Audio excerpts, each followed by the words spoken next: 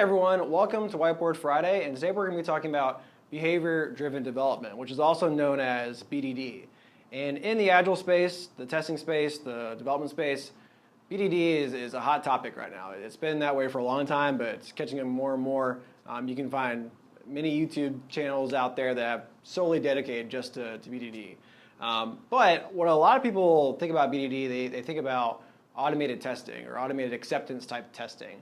Think about words like cucumber and JBehave, these types of automation tools to do acceptance automation testing. However, that's not really what BDD is. There's aspects of BDD that incorporates automated acceptance testing. We're going to talk about that today. But really, BDD is a technique.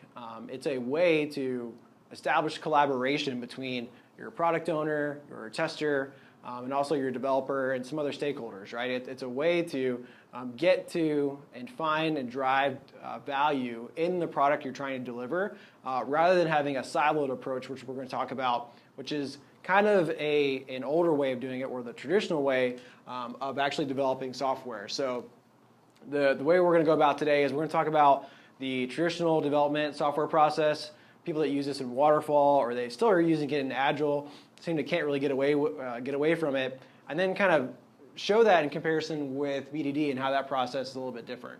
Well, I say a little bit, but it's actually, there's little things in there that we'll catch up on and words I'm going to say that seem like they may be small, but really it all revolves around that collaboration piece that's missing in this traditional software process. So let's talk about that and then head over to talk about BDD and how that can add value to your team. So a traditional software development process, we've got this all clearly outlined in nice colors and figures to help distinguish kind of what's going on here. But really what you have is you have a stakeholder, you have a product owner, you've got testers, you've got developers, you've got technical writers, all these people, right? And how that process actually works is it starts with a stakeholder telling the product owner what the business needs. So you have somebody telling somebody, hey, I want you to do this, or I need this.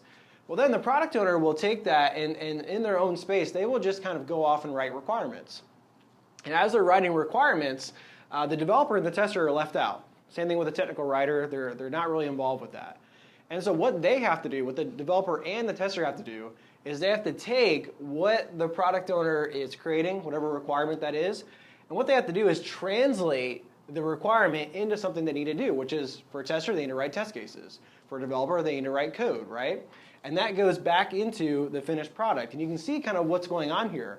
You've got words I was saying, like the stakeholder telling the product owner what they want. You have words like the tester and the developer translating, not really knowing exactly what the requirement is, but translating that into something that they need to do. And also you have the technical writer down here is translating the finished product into something that is more around technical documentation. And so that translating that occurs they're all siloed here. They're not talking with one another.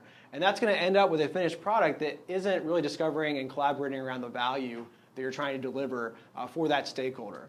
So let's talk about how that's different than BDD.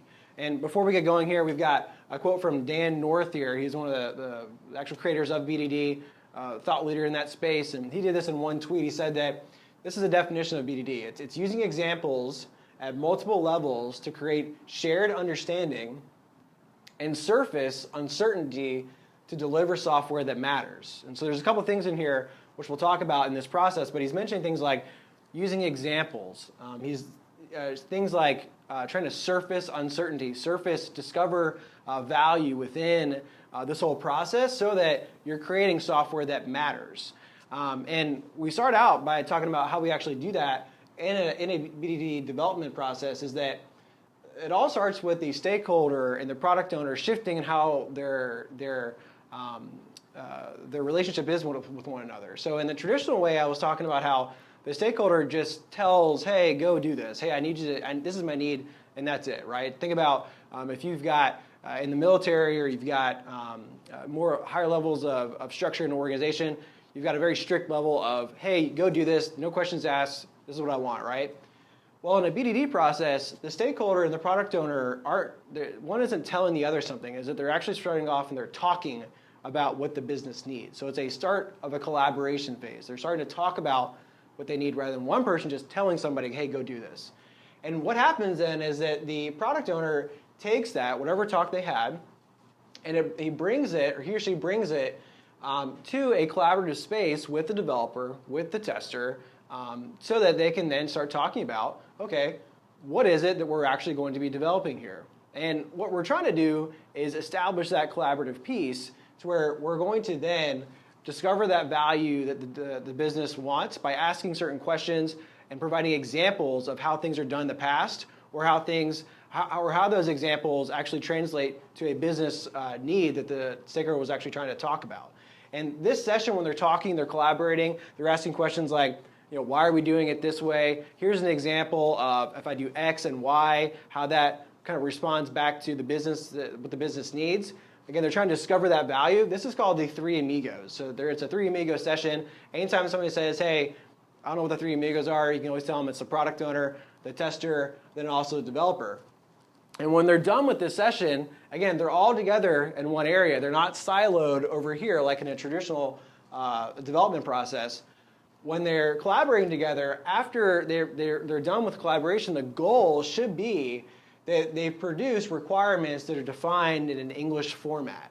So they're producing what's called scenarios. And these examples, the scenarios are driven from the examples that they were talking about. And again, this is something that in BDD is common, is you hear the words given, when, then. Well, the given, when, then format, that Gherkin-style syntax of creating these scenarios, that's actually what goes into the structure of a scenario. And so out of these scenarios, this is where the automated testing comes in. So out of that scenario, the tester can use the scenarios as a basis for their tests, and also the developer can use the scenarios for the basis for their automated tests. And once these automated tests are driven through, they're ran, they're passing, they're failing, or whatever, the automated tests, the reports that they generate, are reporting back against the scenarios that they're testing against. So it's not just go off and develop an automated test, it's go off and develop an automated test so that it's always going to refer back to the traceability or the coverage we have against the particular scenarios. And the scenarios, again, they could be rolled up into also covering features, and then the features could be rolled up into covering organizational goals and so on. And so there is an automated testing part of that, and that's where Cucumber and JBehave come in. However, if you don't get the collaboration piece right, if you don't have a agreed upon set of scenarios that you're going to automate in this type of syntax, like the given, when, then format, then you're just creating a bunch of automated tests that don't actually go back to producing a value that really matters for that product. So a couple differences between the BDD process and the traditional software development lifecycle that we see here. But the main thing is for BDD, and if you're trying to get started with BDD, don't think I need to go off and automate 50 tests. The first start in actually getting started with BDD is actually to say, hey, let's call a Three Amigos session and move from all of us siloed to all talking to with one together, and then figuring out what are some scenarios. And if these can be automated, great. But guess what? They don't have to be. It's not an actual requirement for BDD. A manual tester can certainly create a test and run it and pass it or fail it without any automation going on. So again, don't worry about the automation piece. That'll come. Let's just first get started with the Three Amigo process, start that collaboration, and I guarantee you the finished product is going to be a lot better than what a traditional software process would give an outcome for. So this has been Whiteboard Friday. Thank you for joining. We'll see you next time.